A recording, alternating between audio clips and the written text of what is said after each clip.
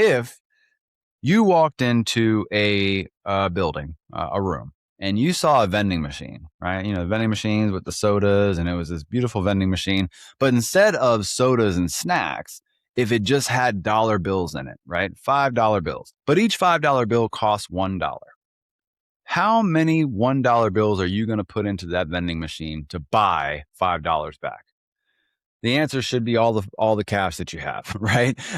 And once we're able to turn Google Ads and business and marketing into a cash flow vending machine where we are just buying revenue, that is when business becomes fun. You're not just climbing trees, you're climbing destiny. What is going on? And welcome back to another episode of the Branching Out podcast. On this podcast, we talk about business growth and how to actually grow your tree business without all the marketing bullshit. So I'm your host, Justin Rademacher. And in this episode today, I wanted to talk about Google Ads and remove some of the mystery around Google Ads, as well as help you come up with a Google Ads budget for your tree business that will actually work. I love to say that Google Ads is not a slot machine. It's not something that you just put money into and don't really know if it's working or not. The first thing that you have to do, I will never, ever, ever run Google Ads on behalf of a client unless I can track where every single phone call comes from. So I think the first place to start is let's go ahead and talk about the different types of Google Ads campaigns. And then we'll actually jump into how to create a budget for the Google Ads campaigns, right? When most marketers, myself included, or most people talk about Google Ads, what they're talking about is Google pay per click. That means that it's the text ads that you see at the top of Google. If I were to type in tree removal near me, they're going to be those text ads at the very top of the page. What we love about these is that they are super scalable. Google will take as much of your money as you want to give to them to show it to as many people as possible. You're paying every time somebody clicks on your ad and they're going to your website. And you have a lot of control over when and where those ads are showing up and what they say when they show up. So it gives you unlimited amounts of control. You can really dial in a pay-per-click campaign to get the quality of leads that you want for the type of searches that you want. The downside to Google Ads is that it is labor intensive. You have to spend time every single week if you want to have a well-optimized Google Ads campaign. It is not something that you set up at the beginning of the month and then check in on the end of the month. That is not the way to run a Google pay-per-click campaign. So for most operators, it becomes a bit of a challenge to manage that in-house, especially if you're actually in the field and you're doing estimates yourself and all of that. It becomes a bit of a challenge to set up. I'm empathetic to that. We love it because you have all of the control. We dislike it because if you are not paying attention, it's very, very easy to lose your money, right? Because it's just going to keep running in the background. It might get a little off track and start showing your ads for things that you don't actually want, and it's going to keep burning through that money. That's why most people, when they try to do this on their own and they're not paying close enough attention to the campaigns, they say things like Google Ads don't work. Right. Another type of Google ads are called local service ads, and we absolutely adore these. These are at the top of the page. They are the first thing that shows up when I type in tree service near me. They used to be called Google Guaranteed, but they are not pay per click. They are pay per lead. So very similar to Angie's Home Advisor, some of the other like pay per lead models that you would have out there. Google said, well, heck, we own the real estate on the search engine result page. Why don't we just sell the leads? So we absolutely set this up for all of our clients. It's very easy to manage by comparing it to Google pay-per-click because it is one of those you can kind of set it and forget it. Hey, sorry for jumping into the middle of your podcast, but if you are a tree service business owner and you want us to take a look at your market, your competitors, I encourage you to book a lead flow strategy session with myself and my team. We're going to take a look at everything about your business, your market, and give you a solution, a structured plan that you can implement to improve your market share and grow and going into the new year. If that's at all interesting, go ahead and go to arboristmarketingpros.com/schedule. There's links all over the internet, probably in the comment of this podcast description. And we'd be happy to chat with you and see you there. But there are some things that you need to understand and keep in mind with Google local service ads. You're paying every time somebody calls you or messages you. With that said, Google is a for-profit business. So they want to send leads to clients that are going to answer the phone, to tree companies that are going to want to answer the phone. So if you're one of those companies that just send calls to your voicemail and then call them back whenever you get around to it, Google local service ads is not going to work for you. You might get some phone calls coming in, but as soon as Google starts to figure out that you're just letting things hit your voicemail or not answering calls, they are going to cease sending you leads. One of the requirements that we have whenever we're working with a tree company is you need to have either A, somebody answering the phone, or B, our AI assistant answering the phone for you, or else that channel is just not going to work. We love that channel because the leads are super high quality. Google will credit you back if somebody's looking for a job or some service that you don't provide. So we absolutely love that channel, and the cost per lead is very, very, very fair. We're generally seeing between 50 and 80 bucks per lead, even in the slower season on Google local service ads. The challenge, right? Why don't you just take all of your money and put it into LSA? The challenge is that it's not scalable. Meaning, if I have to keep a crew or 2 crews or 3 crews busy, I can't only rely on Google local service ads because there's only so many searchers out there that are looking for tree services. And there's so many tree services in Google local service ads because it is easy to set up. Once you cross the threshold into the complexity of pay-per-click advertising, there's a lot less competition in most markets. They're still competitive, but there's a lot less, right? Now you're dealing with serious competitors. The last one I really want to talk about is called smart campaigns. And this is where a lot of tree company owners that I've seen in the past get robbed is that they want to go set up Google ads because they've heard somebody like me talking about, oh, Google ads are the way, you should do it, or they've talk to their buddies that own businesses, and they go to Google and they're trying to figure out how to set up Google ads, and they come across this smart campaign thing. Smart campaigns are basically you tell Google what your goal is, and they basically sort of make all the decisions for you. Now, that sounds like a marvelous plan, right? Like I don't have to be techie in order to run Google ads. I can give them a $500, $5,000 a month budget, and they'll just handle it for me. The problem is that you have very little, if any, control over where your ads are shown, how they're spending your money. You don't really have any control over the outcomes that you want to have happen. And Google isn't held accountable to those outcomes. Generally speaking, if you run a tree service and you are running Google ads, the intent is to get leads, right? The intent is to make your phone ring, and Google is just looking for clicks. So I would strongly caution you to stay away from smart campaigns, at least in 2026 or the first part of 2026. We don't generally see an ROI on those campaigns. So it's very easy to just waste your money on a smart campaign. So priority wise, if I were to say which channels work best, set up your Google local service ads. If you've never run any in the past, it's pretty simple to do for most owners. If you have some tech skills or you've got somebody on your corner that can do some tech stuff, set up a Google local service ads account and then start doing some research on Google pay-per-click and set up a PPC campaign. Those two things together will help you to build a machine that you can scale out to actually generate reliable revenue for you. Now that we've kind of talked about the primary ad channels, let's talk about how to create a budget, because oftentimes when I talk to a business owner, it doesn't, not just Teresa or any business, I got friends that own businesses and we talk about marketing budgets. And it's sort of this thing that's like, we think about what is the least painful amount of money that I can give away for marketing. And we're also making decisions based on cash flow constraints and all of that. But I want to take you on a little journey here. If you walked into a building, a room, and you saw a vending machine, right? The vending machines with the sodas, and it was this beautiful vending machine. But instead of sodas and snacks, if it just had dollar bills in it, right? $5 bills. But each $5 bill costs $1. How many $1 bills are you going to put into that vending machine to buy $5 back? The answer should be all the cash that you have, right? And once we're able to turn Google ads and business and marketing into a cash flow vending machine where we are just buying revenue, that is when business becomes fun. That is the art of business from my perspective. Now there's other things like leadership and building teams and all those things, but really at its core, it's an investment. I'm putting money in, I need to get money back out, right? So the question then becomes, why are you only spending $2,000 a month on your marketing budget? If you're running a business that you want to grow, you would want to invest, I would assume, as much money as humanly possible to grow that business.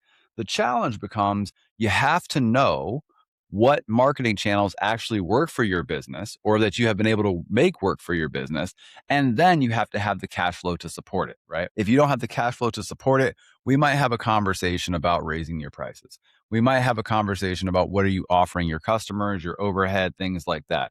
But if you are in a healthy position, you should be spending roughly 5 to 10%. This is general business advice. This isn't just like tree service specific, but you should be spending 5 to 10% of your top line revenue on your marketing budget. We want to grow, so we spend closer to 10%. Any one of these channels can work, maybe except for smart campaigns. But like you'll hear people get really obsessed about Facebook ads or should I run next door ads? We're always looking for the next hack, right? Like what's the next thing that's going to, and these are all just marketing channels. They're not magic bullet. Facebook ads can work. We run our agency off of Facebook ads. Google ads absolutely work. And what I would encourage you to do is think about your demographic. Think about who your ideal customer is. Go back through your books. Go back and look at all the good jobs that if you had nothing but those types of jobs, you would absolutely crush business. And think about who those customers were. Think about what they do for a living. Think about how old they are. Think about gender, where they live, all of those things, the demographics, and then try to understand where are they going on a regular basis. I'll talk about the marketing funnel because this is if you can picture a funnel, at the bottom of the funnel, you've got people that are problem aware. They are ready to buy, right? Up the funnel, you've got people that maybe are homeowners and every once in a while they see the tree in their backyard when they're walking the dog and they're like, I should do something about that one day, but they're not actually ready to transact. And then at the top of the funnel, you've got people that aren't even looking at the trees in their property. They don't even think about it, right? But they are people that you could convert into customers if they knew about your product or service. What I see too often is that business owners will set up a marketing plan and attack the wrong point of the funnel, right? If I had to create a direct response marketing program where I basically wanted to put $1 in and get $1 back, I should be focusing my attention on the bottom of the funnel, right? Where people are walking outside of their house.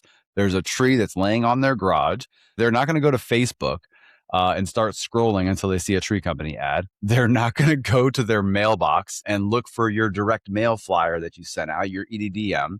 They're not going to go drive down the street and look for your yard signs that you put out. They're not going to, think about who was that text message campaign that I got 3 months ago that asked me about. They're not doing that, right? What are they actually going to do in 2026? They're going to open up their phone, they're going to go to Google, and they're going to call the first person that they see that has good quality reviews. So why, if you're spending marketing dollars, why are you attacking the middle of the funnel when you don't even have a presence at the bottom of the funnel? We've got to fix that. That's the priority, is let's get the bottom of the funnel taken care of. Now, at some point, there's a law of diminishing returns where you will tap out your market or you will hit the wall of competition where people can outspend you. And that's when it makes sense to go up the funnel. Now, I'm not our agency doesn't do direct mail. I find that it is not the most cost effective way to generate interest. So we use social media, Facebook, Instagram, primarily because what we find is our ideal clients are on Facebook and Instagram as their preferred social media app. And we're talking about people that have disposable income, are a little bit older in the demographic, maybe people that are retired, stay at home. Generally speaking, the percentage of those that are on like things like TikTok are less than they would be on Facebook. So we certainly prioritize Facebook. We also prioritize Nextdoor as a social media platform because that also fits the demographic. But if you're not thinking about who my customer is, you're never going to arrive at these conclusions, right? So we have to bake that into our marketing strategy. From there, once we've got the bottom of the funnel, we'll reach up the funnel with things like Facebook, Nextdoor. That's where direct mail can really come into play. I almost consider direct mail to be a top of funnel advertising channel, but it is something that you could leverage. Middle of the funnel buyers, should you so choose. Top of funnel would be things like TV, people that you've never talked to before. It's like brand awareness. It's just trying to put your name out there.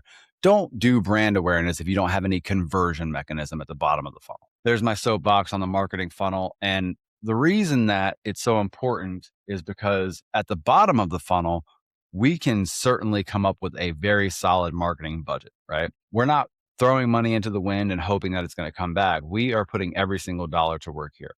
So what you're going to want to understand when you're talking about a marketing budget is a few different things. So there are a few metrics that you're going to want to know. Matter of fact, you're going to need to know in order to set a marketing budget, right? If throwing $3,000 at marketing is just sort of a guess, then we're not actually creating that vending machine that we talked about in the example. So what you're going to want to know is your average job size, meaning not your best, not like I got a land clearing, I got 15K. I want to know out of all the jobs that you do, if I had to come up with an average, what is it? Now, you can use your CRM system, you can use your little black book, and you can actually do the math equation. But most of us kind of know that if we averaged everything out, depending on the type of work that we're known for, we're probably doing somewhere between $1,500 and $3,500 average job value. Now, once we know that, then we can figure out, okay, if my average job for easy math is $4,000, right? We'll say it's 4K. Are you willing to spend $500 or even $1,000 to make that $4,000? Now, that math problem is going to be specific to each and every person that's listening to this.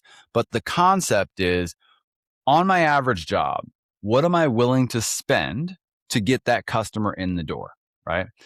Here locally, there is, and probably in other parts, there is we do a lot of door knocking and walking and things like that. And it's very common for a tree service business owner to say, I'm willing to pay my walkers 7.5% of the job, plus they get like a ghost pay, things like that. And then 7.5% goes to the closer. If a closer generates his own lead, then it's 15%. So we're already kind of saying that we're willing to give 15% of the job away just to get actual customer, right? Just to get the lead, right? So we're paying 7.5% to the walker just to generate a lead. Now, wouldn't it be great if we had walkers that were super fine-tuned, could find the best quality leads? That's not generally speaking how it works. They're just going to send whoever answers the door. That's the lead that you're going to get from the walker, right? So even if we just took that approach, we're saying that 7.5% of the job we're willing to give away. Actually, it's more than that because it's just for the lead, right? So we're willing to give away just to get an at bat with that customer. So we're going to want to know the close rate from lead to job, meaning how many if I sent you 10 leads, how many of them would you actually close? Most people will say 88%, but it's probably closer to 50 in all facts in real life. And then you can work backwards from your target cost per lead. So what does this look like in practicality? Let's go ahead and say that your average job value is $4,000. I'm going to use easy math, but you can take this and apply it to your specific examples. If your average job value is $4,000 and your target per job booked is 10%, meaning I'm willing to spend $400 to acquire a $4,000 job. Most people would say, yeah, I'll trade $1 for 10 all day, because even after I think about my profit margins, I'm still in the black. So that means that if Google books you a real job for $400 in ad spend, then the math works. Now we have to work backwards to cost per lead because we're talking about booked job. So if your close rate, and we're going to use super realistic numbers, let's say that your close rate is only 25%. You're not even the one doing the closing. Your salesperson is the one that's doing the closing. If your closing rate is 1 out of every 4 leads, then that means your target cost per lead is $100. Each qualified Google Ads lead can cost about $100 and still make sense, still be very profitable, very comfortable for you. So the next step is we have to decide how many jobs do we want, or how many jobs can we afford, right? How much money do you got in your pocket to put into this vending machine? Let's say that you want to do 8 jobs per month, right, from Google Ads, because you want to add a crew, buy a piece of equipment, whatever your goals are there. We need 8 more jobs per month. Then we just figure out, okay, if my goal is to add 8 more jobs, and I know that my cost to acquire a customer is $400, then I need to spend about $3,200 a month in Google Ads to acquire 8 more jobs. As long as that math makes sense, then we can run it. Now you just convert that to a daily Google Ads budget. We say $3,200 per month. That comes out to like $105 per day on your Google Ads account. So as a sanity check, if we did 8 jobs at $4,000 a piece, that's $32,000 in revenue. $3,200 will generate you $32,000 if your ads are set at 10% of revenue. And if you have strong margins and your operations are tight, that is a winning formula. That's when Google Ads gets really fun, because next month we'll have a little bit more cash flow and we can say, actually, I want to add, call it $55,000 in revenue. This is how multi-million-dollar tree companies are built. $4,000 average job. I'm targeting about $400 to book a job, which is roughly $100 per lead and around $100 a day if I want 8 jobs a month from Google Ads. So that is the power of, and that framework, that mathematical framework will work on any marketing channel, right? You can bake it into things that will change if you're doing something like Facebook or mailers, is your conversion rate, your cost per lead, all those things are going to change significantly depending on the channel that you choose. But the framework in and of itself still makes sense. And that's why I love, understanding the math problem and turning business into a math problem, is because then if something goes wrong, we can just look at the data and figure out what happened, right? If all of a sudden I didn't generate that $32,000, I only generated $20,000, maybe my closing rate sucked. Maybe I only closed 10%.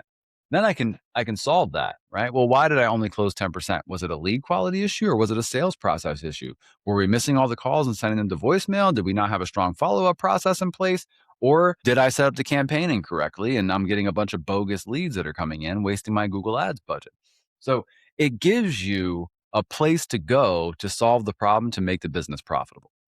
I wanted to keep this episode pretty short, just to make it, informational for you. If you have any questions, before I go, now I do have a gift for you if you stuck around this far, which is on our website. We actually do have a marketing budget calculator. I'll share my screen and kind of walk you through that real quick.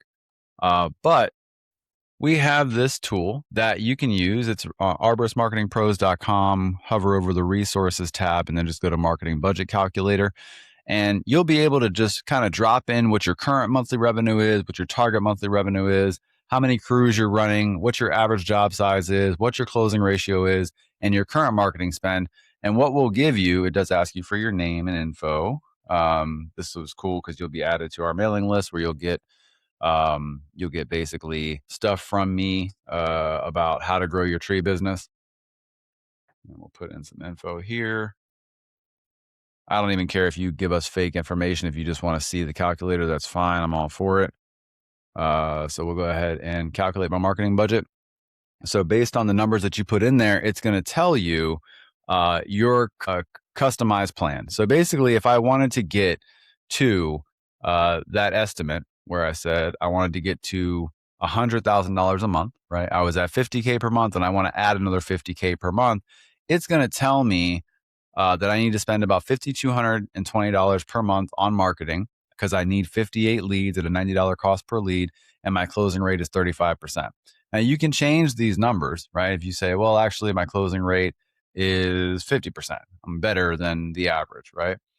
Now we can say, okay, well, I actually only need $4,250 in marketing ad spend in order to hit those jobs that I would need to close. Also, if you come in here and say, well, like the example that we did earlier, my job size is actually 4,000. It'll tell you now you only need 13 jobs, which then keeps your marketing budget at $4,250. So calculator is super valuable. It'll tell you if you're over or under investing right now. And it will even recommend where you should be spending the money based on what we have found to be the most successful way to scale the businesses. So definitely recommend you check that out. If you have any questions, feel free to reach out. I'm happy to help you in that regard. Appreciate you sticking with me to the end of this podcast. And as always, don't forget to call the damn leads. All right, see you next time.